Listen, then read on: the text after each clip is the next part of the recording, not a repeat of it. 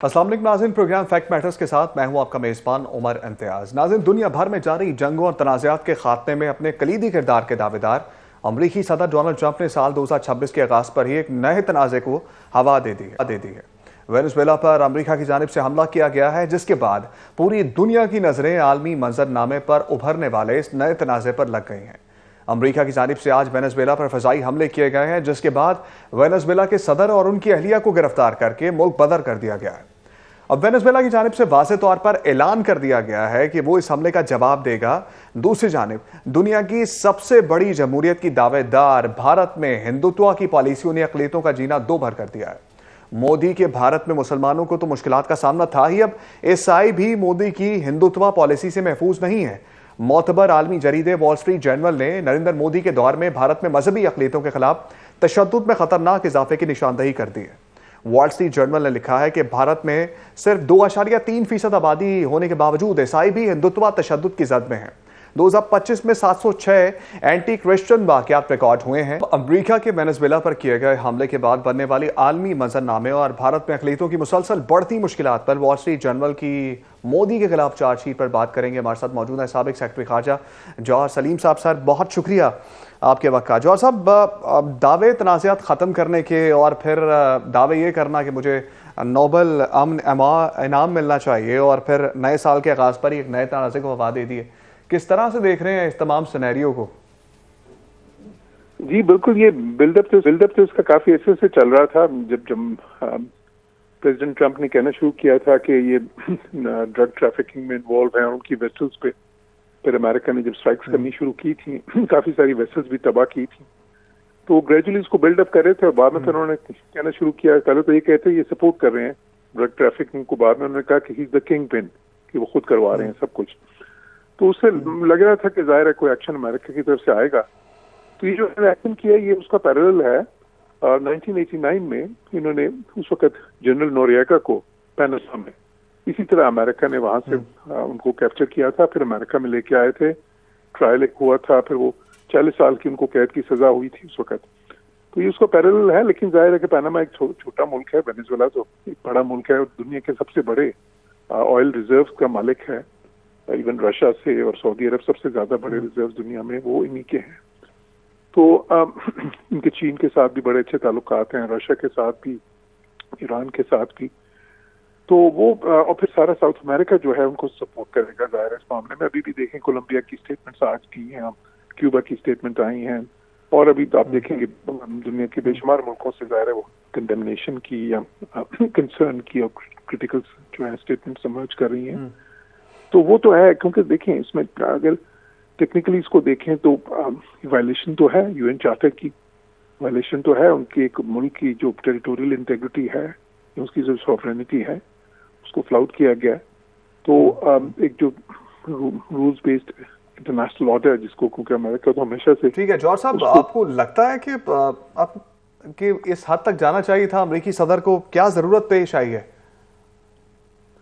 देखिए, अब उस वक्त ये कह रहे हैं कि 2-3 चीजें कह रहे हैं ना, जो काफी अच्छे से कह रहे थे कि एक तो खैर जो वेनेजुएला के ऑयल के इतने बड़े रिजर्व्स हैं वो जो है अमेरिका की उन पर नजर थी।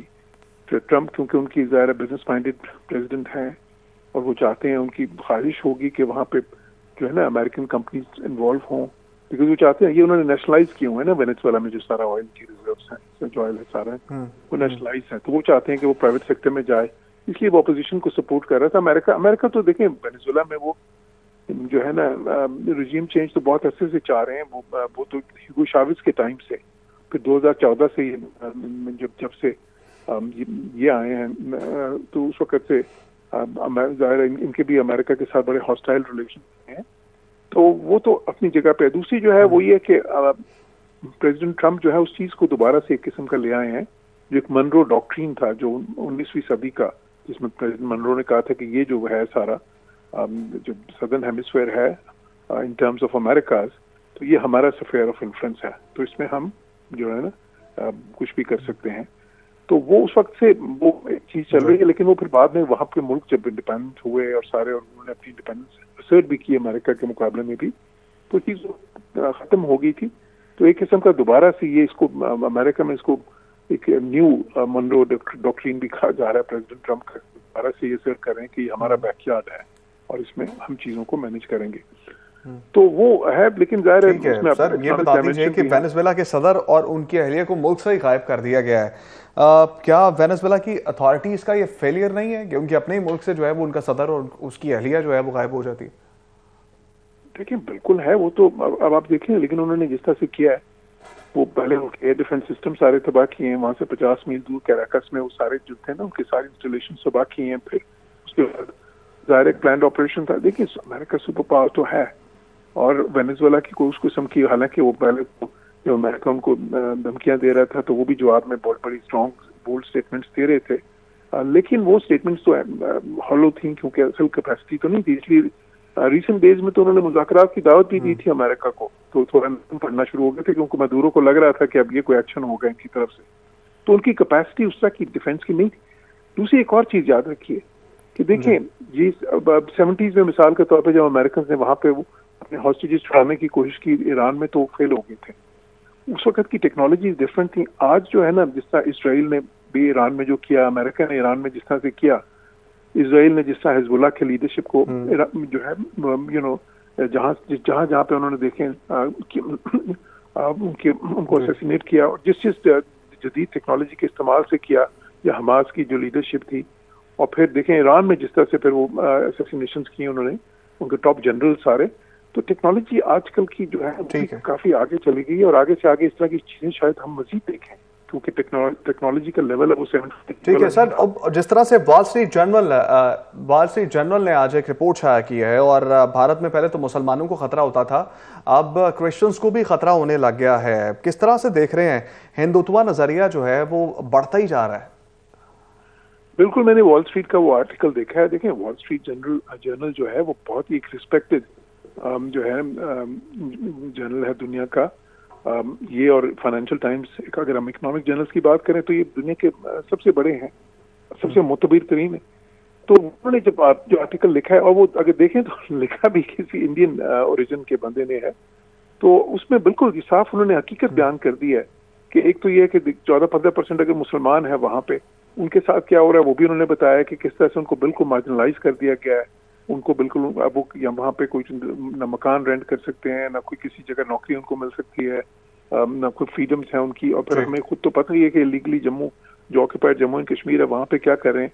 लेकिन अब साथ ही साथ अब क्रिश्चियंस पे भी, क्रिश्चियन सिर्फ कोई 2.5% है, 2.3% है इंडिया में सिर्फ, लेकिन वो भी ऑलमोस्ट 3 करोड़ से ज्यादा बन जाते हैं क्योंकि इंडिया इतना बड़ा मुल्क है। तो उनके चर्चेस के ऊपर हमले हो रहे हैं। उनके देखिए कि इंडिया की जो सबसे बड़ी स्टेट है यूपी। ठीक है सर, अब जॉर्ज साहब जाते जाते ये बता दीजिए कि मोदी की हिंदुत्व पॉलिसी जो है वो खित्ते के लिए कितनी खतरनाक साबित हो सकती है आने वाले वक्त में? बहुत ज्यादा खतरनाक साबित होगी, क्या हो चुकी है ऑलरेडी। देखें ये जो इनकी एग्रेशन थी पाकिस्तान के खिलाफ जारियत थी, उसी पॉलिसी का मजहर थी। यही पॉलिसी थी जो जिसके तहत वो जो है ना बाकी साउथ एशिया को जो है अपना क्लाइंट स्टेट्स बनाना चाहते थे। बांग्लादेश में जो उन्होंने किया, बाकी मुल्कों में किया, और वो सारा फ्लॉप भी हुआ। काफी मुल्कों में उनका पाकिस्तान जारियत भी उनकी बहुत बुरी तरह नाकाम हुई। लेकिन वो पॉलिसी जो थी, और हिंदुस्तान के अंदर वो क्या चाहते हैं, वो एक हिंदू राष्ट्र उसको बनाना चाहते हैं जहाँ पे कोई दूसरे रहते ही ना हो। वो तो क्या कहते हैं कि जी कन्वर्ट कर जाए वापस, जो है ना, वो तो मुसलमानों को ये कहते हैं कि आप तो ज्यादातर कन्वर्टेड लोग हैं तो वापस कन्वर्ट कर जाएं। वो क्रिश्चियंस को भी यही कहते हैं, दूसरों को भी यही कहते हैं। और फिर देखें वो तो अपने खुद हिंदुओं को, जो उनकी जो जिनको वो सो कॉल्ड निचली जात के हिंदू कहते हैं, या दलित हैं, या इस तरह के जो लोअर कास्ट हैं, हालांकि हमें तो किसी को लोअर कास्ट, हम इस्लाम में तो कोई ऐसी चीज ही नहीं है। तो हिंदू तो उनका तो एक सिस्टम है, तो उनको भी उनके साथ भी यही सलूक करना चाहते हैं। तो वो अब देखिए पार्लियामेंट में अखंड भारत का इस वक्त नक्शा उन्होंने दोबारा से लगा दिया, जिसके तहत पूरा साउथ एशिया ही उनके जो है ना उस भारत के ख्वाब का हिस्सा है, अखंड भारत के ख्वाब का। तो जाहिर इंस्टेबिलिटी तो हुकूमत है, क्षेत्र में इंस्टेबिलिटी रहेगी। ठीक है, हिंदुत्व नजरिए को रोकना चाहिए। मुज़ाकरात और एहतजाज के दरमियान उलझी सियासत का ऊंट किस करवट बैठेगा, और दीगर सियासी जो मामला हैं उस पर गुफ्तगू करने के लिए कुछ सियासी मेहमान हमारे साथ मौजूद हैं। पाकिस्तान मुस्लिम लीग नून से अली गौहर बलोच साहब हमारे साथ मौजूद हैं, रहनुमा पाकिस्तान पीपल्स पार्टी मिर्जा इख्तियार बेग साहब हमारे साथ मौजूद हैं, और रहनुमा पाकिस्तान तहरीक इंसाफ नियाजुल्लाह नियाजी साहब हमारे साथ मौजूद हैं। और सबसे पहले गुफ्तगू का आगाज़ करेंगे रहनुमा पाकिस्तान पीपल्स पार्टी मिर्जा इख्तियार बेग साहब से। मिर्जा साहब, इत्तेहादी हैं आप मुस्लिम लीग नून के, और वफाक में भी जो है वो मामला मिलजुल के कुछ चल रहे हैं, और मुज़ाकरात की जिस तरह से बात हो रही है और पीपल्स पार्टी का किरदार इसके अंदर इंतहाई अहम समझा जा रहा है, क्योंकि एक तरफ जो है मुस्लिम लीग नून जो है वो कहती है मुज़ाकरात करने हैं, पीटीआई कहती है मुज़ाकरात नहीं करने। क्या किरदार अदा करेगी पाकिस्तान पीपल्स पार्टी? देखिए, अब ये गड़े खुदा बख्श में जलसा था बेनज़ीर शहीद बेनज़ीर भुट्टो साहिबा की बरसी पे। मैं भी वहाँ था स्टेज पे। बिलावल भुट्टो जरदारी साहब ने बड़ा वाज़ेह एक बयान दिया कि सियासी इस्तेकाम 2 साल हो गए नहीं नजर आया कहीं पे, और माशी इस्तेकाम के लिए सियासी इस्तेकाम अशद जरूरी है, और उसके लिए डायलॉग बातचीत शुरू करें। और उसमें मफाहमत का बादशाह जो है जरदारी साहब, जो हमेशा अब तक अगर आप हिस्ट्री उठा के देखें तो उन्होंने एक अहम किरदार अदा करा है, उनको इसमें शामिल किया जाए और मफाहमत की बुनियाद पे बैठ के कन्विंस और गेट कन्विंस बुनियाद पे मुज़ाकरात किए जाए। तो पीपल्स पार्टी तो मुज़ाकरात की हामी है, पीपल्स पार्टी तो चाहती है कि डायलॉग हो, पीपल्स पार्टी सपोर्ट करने को तैयार है। और वो हमारे जो प्रेसिडेंट हैं जरदारी साहब को की खदमात हमने ऑफर करेंगे। लेकिन मसला ये है कि अपोजिशन में और हुकूमत में ट्रस्ट नहीं है, जीरो ट्रस्ट है, जीरो। तो जहां पे एतबार नहीं है, जहां पे ट्रस्ट लैकिंग है, तो वहां पे एक दूसरे पे एतबार नहीं करने को तैयार है कोई। यही वजह है कि वो कहते हैं कि हम मुज़ाकरात करेंगे, लेकिन पहले हमारे की फिगर जो है, जो अहम शख्सियात हैं जिनको जेल किया हुआ सजा दी हुई है, उनको आप छोड़ें, उनको रिलीज करें। और हमने कहते हैं कि नहीं जी, ये कोई कंडीशनल मुज़ाकरात में हम नहीं इंटरेस्टेड है, अनकंडीशनल मुज़ाकरात हों। आप मुज़ाकरात में ये तमाम चीजें डिस्कस करें जो आप मांग रहे हैं अभी, और वहां पे अगर उसका रूम बनता है, स्पेस बनती है, तो वो बिल्कुल वहां पे इसको बहस किया जा सकता है। तो ये पहली चीज तो ठीक है, मैं जो ठीक है। चाहूंगा आपके सवाल की कि एक दूसरे पे ट्रस्ट एतबार एतमाद करें, उन लोगों को डालें जिन पे ट्रस्ट किया जा सकता है। ट्रस्ट और और पीपल्स एतबार होना पार्टी का चाहिए। न्यूट्रल न्याजी साहब, रोल। अब बात कुछ इस तरह से है कि राना सनाउल्लाह साहब ने बारहा ये बात बोली है कि 5 बड़ों को मुज़ाकरात का हिस्सा बना लेते हैं, 5 बड़ों से बात कर लेते हैं, जिसमें बानी पीटीआई का नाम भी लिया है। बाद में उन्होंने एक बात ये भी की एक प्रोग्राम में बैठ कर के बानी पीटीआई ही नहीं चाहते हैं कि मुज़ाकरात हों, और बाहर बैठे लोग हालांकि चाह रहे हैं कि मुज़ाकरात होने चाहिए। फिर अलीमा खान का बयान आपके सामने है, तो क्या वाकई बानी पीटीआई नहीं चाह रहे, उनकी बहनें भी नहीं चाह रही हैं, उनसे जुड़े लोग भी नहीं चाह रहे हैं कि मुज़ाकरात हो? देखिए उमर साहब, एक सबसे पहले तो मिर्ज़ा अख्तियार साहब बेग साहब ने जो बात की, मैं उनकी बात को आगे बढ़ाना चाहता हूँ कि उन्होंने ठीक कहा कि जहाँ पॉलिटिकल इंस्टेबिलिटी होती है वहाँ आप कोई ना मुआशी इस्तेहकाम आ सकता है, ना मुल्क आगे चल सकता है। यानी एक बात एडमिटेड है कि पॉलिटिकल इंस्टेबिलिटी है, अदम इस्तेहकाम है सियासी। और ये किसने पैदा किया? हमने तो नहीं किया। ये 8 फरवरी 2024 के इलेक्शन में जिस तरीके से इलेक्शन हुआ, ये इसके ज़िम्मेदार कौन है? क्या इलेक्शन कमीशन ऑफ पाकिस्तान ने आर्टिकल 218(3) के तहत फ्री फेयर इलेक्शन कराया? तो उस इस्तेहकाम के बाद क्या हुआ, ये आज तक बता दें कि मुल्क में कोई सरमायाकारी हुई, कोई मुल्क में मुआशी इस्तेहकाम आया?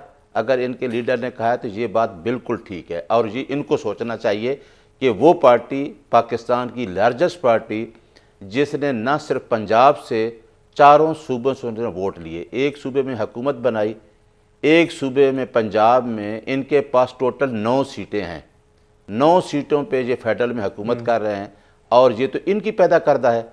आ जाएं जो उसके मुज़ाकरात पे, मुज़ाकरात की बात करते हैं, मुज़ाकरात की बात करते हैं। दिसंबर 24 सब में सवाल ले लें बीच में, फिर आप बात अगली कर लेंगे। जी जी। आपने कहा कि सियासी अदम इस्तेहकाम है, हमने तो नहीं पैदा किया, लेकिन अब 25 से 26 में एंटर हो गए हैं। अदम इस्तेहकाम अभी भी जूं का तू चलता आ रहा है, बातें वही हैं, हम पुरानी बातें कर रहे हैं। तो अब इसको ठीक किसने करना है? अगर आपने पैदा नहीं किया तो 3 बड़ी जमातें हैं, 3 बड़ी जमात 2 कह रही हैं मुज़ाकरात कर लें, तीसरी क्यों नहीं इस पर आ रही है? पहल कर लें आप। इसी बात को मैं बता रहा था, मैं उसी तरफ आ रहा था कि एक दफ़ा दिसंबर 2024 में बात हुई, फिर हुई जनवरी 2025 में मुज़ाकरात की बात, उसको इग्नोर किया गया। बात हुई, पिछले साल भी हुई और 25 के शुरू में भी हुई। अभी 8 फरवरी का जो हम कह रहे हैं कि जी 8 फरवरी को एक पुरअमन एहतजाज होगा, जिस तरीके से मैंडेट चुराया गया। अब इनको मुज़ाकरात की ये बात कर रहे हैं। मैंडेट टोटली 2 आदमी के पास खान साहब ने दिया है, महमूद अचकज़ई साहब और अलामा नासिर साहब। इमरान खान ने कहा है कि आप अगर नेशनल इंटरेस्ट में बात करें, मुल्की मफादात में, या जो भी बात करेंगे, ये 2 हमारे जो लीडर हैं अचकज़ई साहब और अलामा नासिर साहब ये बात करेंगे।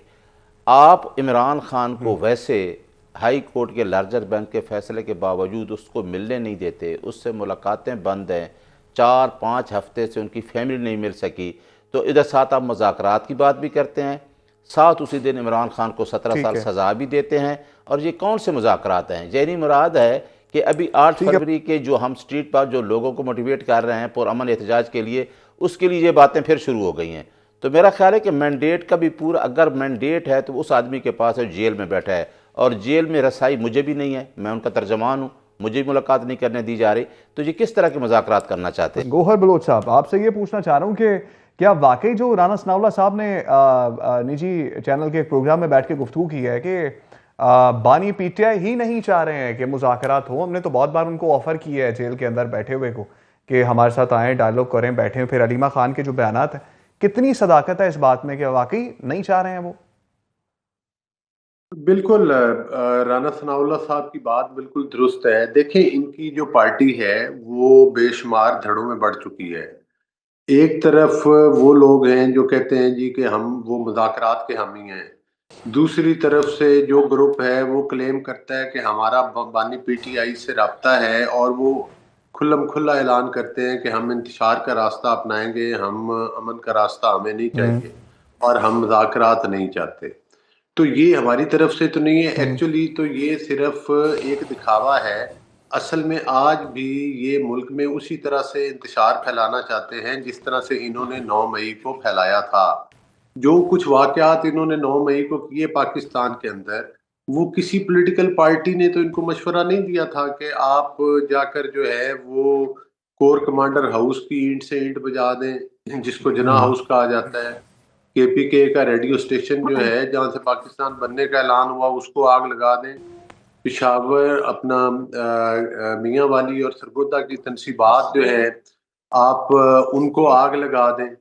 तो इन्होंने तो बेशुमार मतलब है कि वो वाक़यात किए 9 मई के, और फिर उधर भी नहीं रुके।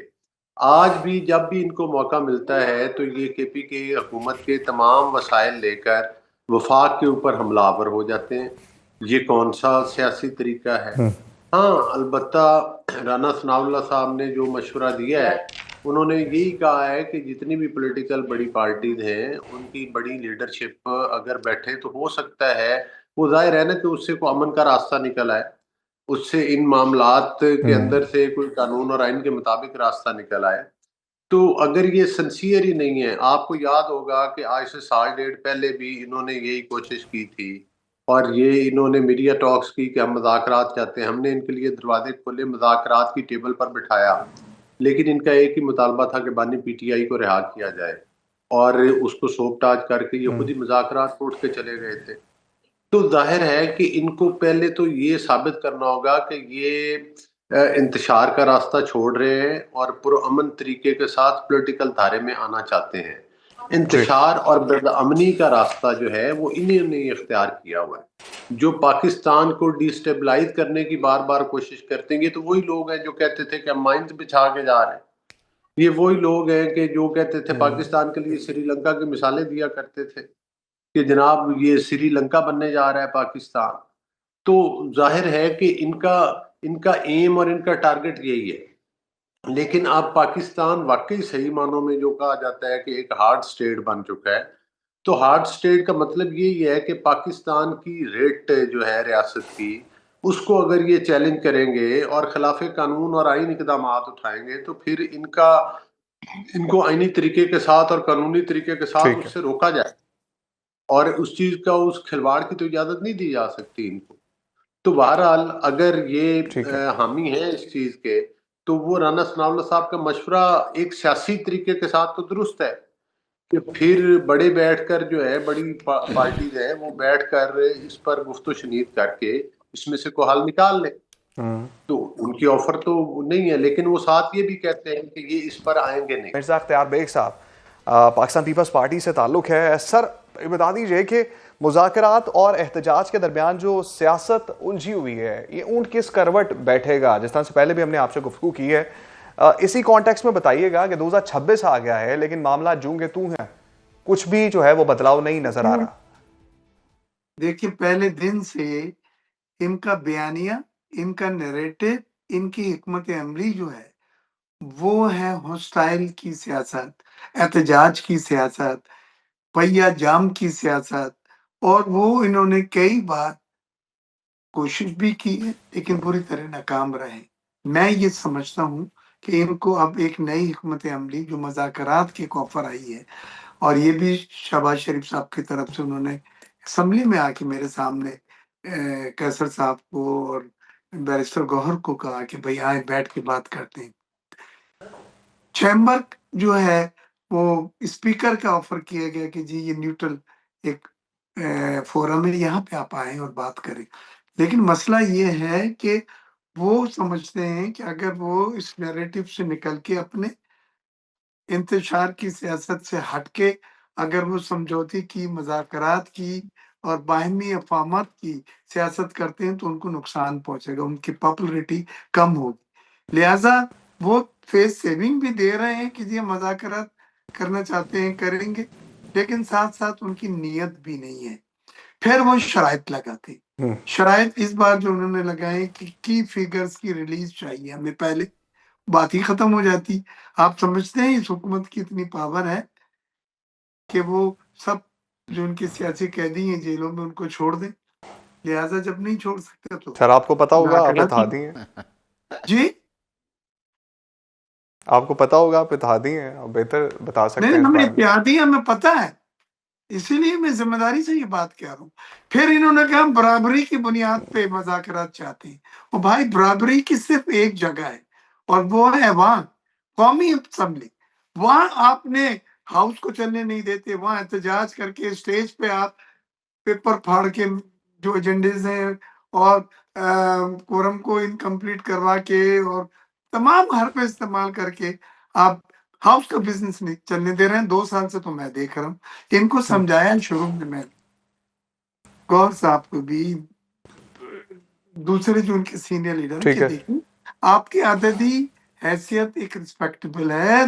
अपोज़िशन वगैरह जो इनकी उनके साथ सबको मिला के 100 के करीब नंबर बन रहे थे। आप इसको इस्तेमाल करें ठीक है। और कौमी असेंबली में आप ऐवान में कन्विंस और गेट कन्विंस बुनियाद पे इन मसाइल का हल पेश। लेकिन इन्होंने हमेशा मसाइल का हल देखें, ठीक है। लास्ट न्याजुल्लाह लास्ट न्याजी टाइम साहब, आखिरी जुमला, न्याजी जब साहब मुज़ाकरात हो रहे थे जी, तो 30 तारीख डेडलाइन थी।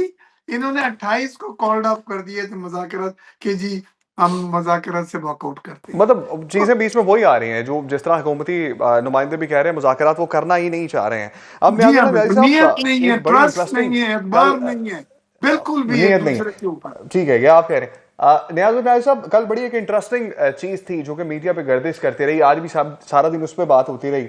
अडियाला जेल में कैद बानी पीटीआई के हवाले से इंजीनियर मोहम्मद अली मिर्जा ने बहुत से दावे किए हैं, क्योंकि वो भी अडियाला जेल में कैद थे। देसी घी, मुर्गे और बकरे और सब चीज़ें एक्सरसाइज के लिए, एक्सरसाइज मशीन हैं, एलईडीज हैं, फिर इंटरनेट की सहूलत भी मैसर है, अखबार भी मैसर होता है, उसके अलावा पूरा एक कैबन मिला हुआ है। लेकिन पीटीआई वाले तो कहते हैं कि बहुत मुश्किलात चल रही हैं और कुछ भी सही नहीं हो रहा, सेहत भी डाउन चल रही है, डॉक्टर्स को मिलने भी नहीं दिया जा रहा, चेकअप भी नहीं करवाया जाता। तो क्यों सर ये दोगला म्यार क्यों है? अच्छा, ये तो बड़ी अच्छी बात की उमर साहब, ये तो मैं ये कहना चाहता हूँ कि फिर तो आपको सच देनी चाहिए, मीडिया के लोग वहाँ जाएं, ट्रायल के दौरान मीडिया के लोग जाएं, लोगों को मिलने दिया जाए, जो Islamabad high court larger bench का आर्डर है उस पर अमल दरामद किया जाए। जेल अथॉरिटी का वो कंसल्टिंग स्टेटमेंट है कि हर ट्यूसडे को 6 वकला मिलेंगे और उसकी फैमिली के लोग मिलेंगे, थर्सडे को उसके फ्रेंड्स की मीटिंग होगी। जेल मैनुअल में एक कन्विक्टेड आदमी को भी हफ्ते में 2 दफ़ा राइट है मुलाकात का।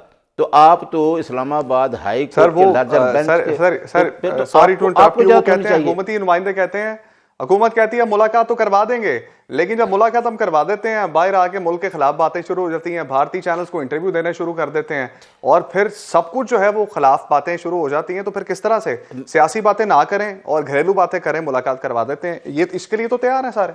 मेरा ख्याल है कि जो फार्मर प्राइम मिनिस्टर है जो जेल में बंद है, जब नवाज शरीफ से मुलाकात लोग जाते थे तो पूरा वो जेल का जो सुप्रीडेंट का कमरा है वहाँ उसकी पूरी लीडरशिप मिलती थी।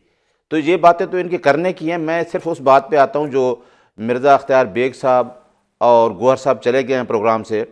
देखिए, मैं इस बात पे हैरान हूँ कि जब भी कोई बात होती है, अभी मैंने कोई ऐसी बात नहीं की, ना मैं करता हूँ, तो लोगों हमें कहा जाता है ये इंतशारी टोला, ये इंतशार फैलाते हैं।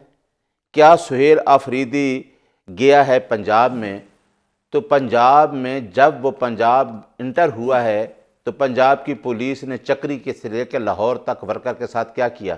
लाहौर के अंदर बख्तरबंद गाड़ियों ने लोगों को रोका हुआ था।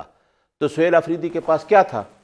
अब मैं उन बातों पे नहीं जाना चाहता कि जी चर्च लेके गए हैं या क्या लेके गए हैं, लेकिन उनकी ज़बान देखें, उनका वेलकम देखें। और आप अभी 9 मई की बात कर गए, और भाई 9 मई वाले लोगों के मुकदमात अदालतों में हैं, लोगों को सजाएं हो चुकी हैं, और इन्होंने खुद कहा है बिरदस्ता बेग कि हमारे अख्तियार में कुछ नहीं है। अब मैं ये कहना चाहता हूँ कि आप एक बड़ी पार्टी का लीडर है, आप दिल पे हाथ रख के बताएं कि क्या 8 फरवरी को सिंध में हम नहीं जीते?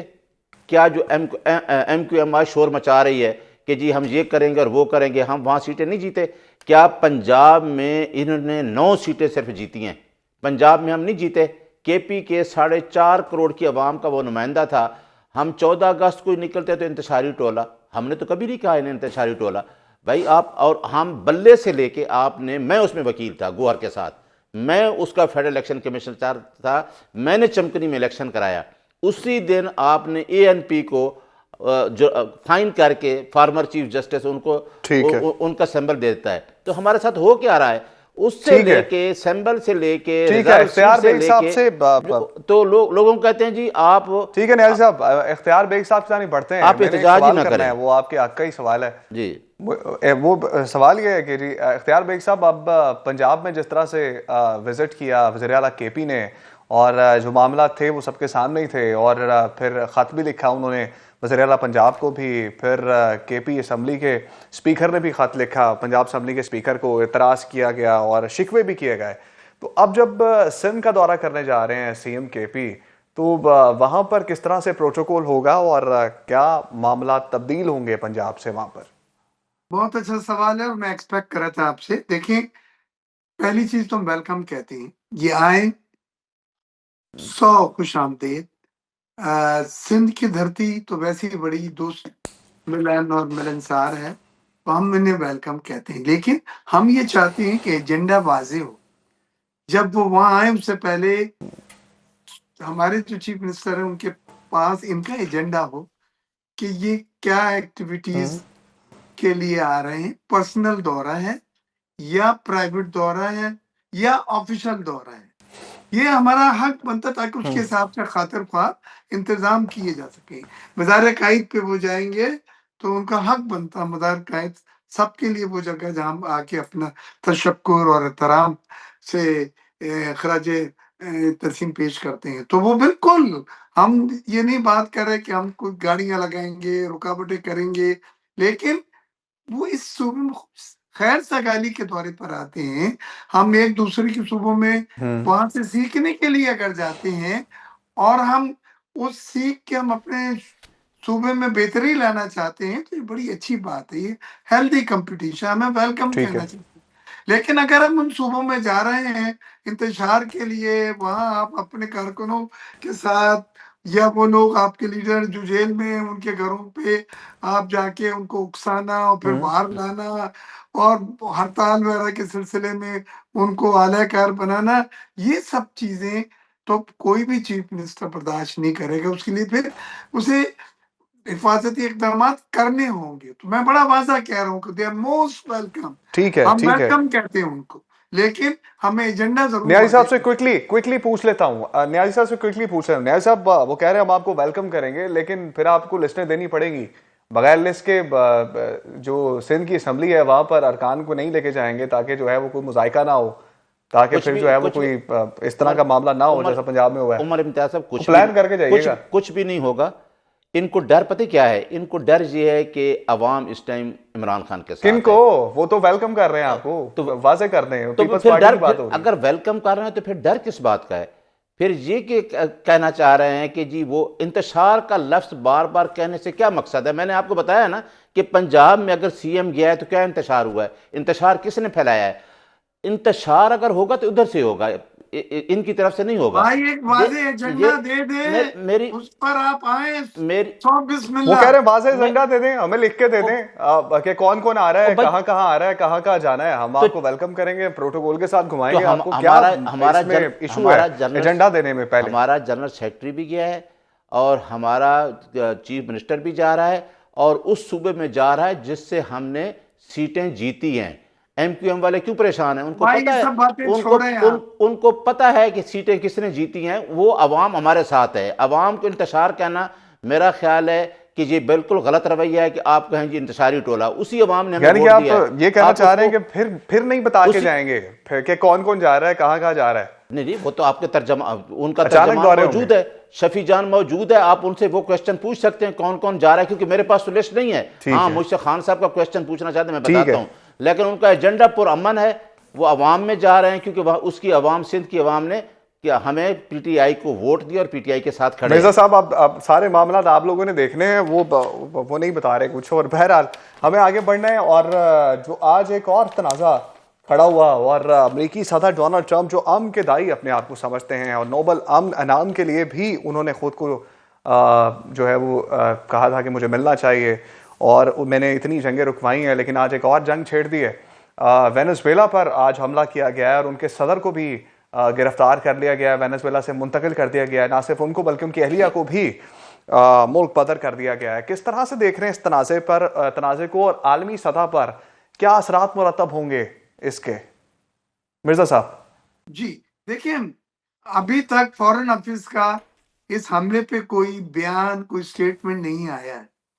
पाकिस्तान बड़ा मोहतात है और वो अपना बयान बिल्कुल देगा, अपना ऑफिशियल पोजीशन देगा।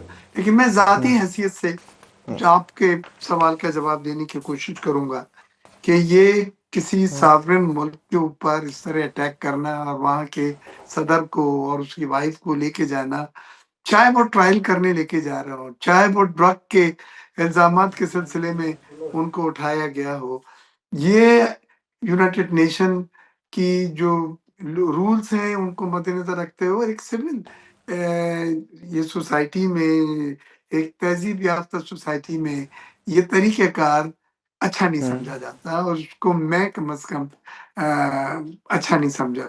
लेकिन इसमें साथ में अभी डिटेल्स आ रही हैं। अगर वो हमला चलाना चाहते हैं, वो कितना फेयर और ट्रांसपेरेंट होगा, क्या शवाहिद है उनके पास जो वो पेश करके हमें आपको इस बात पर कायल करेंगे कि जी ये ड्रग्स में मुलविस थे, वेनेजुएला से ड्रग्स आ रही थी। तो ठीक पूरी है चीजों का दायरा मिर्जा मदार साहब, उन इंफॉर्मेशन पर है, उन डॉक्यूमेंट्स पे, उन शवाहिद पे है कि जो उनको जल्द से जल्द देने चाहिए ताकि पूरी दुनिया उसमें अपनी फिर राय तो कायम सवाल कर जल्द से जल्द देने चाहिए। सारा दारोमदार उन पर है। मिर्जा अख्तियार बेग साहब आपका बहुत शुक्रिया। नियाजुल्लाह नियाजी साहब आपका बहुत शुक्रिया। ना का वक्त ख़त्म हो रहा है और सियासी अदम इस्तेहकाम उसी तरह से जूं का तू है। ना पाकिस्तान तरीके इंसाफ वाले कुछ लचक दिखा रहे हैं और ना किसी और तरफ से कुछ मामला बेहतर हो रहे हैं। हम कल आपकी खिदमत में दोबारा हाजिर होंगे। मुझे इजाज़त दीजिए। अल्लाह ने के बाद।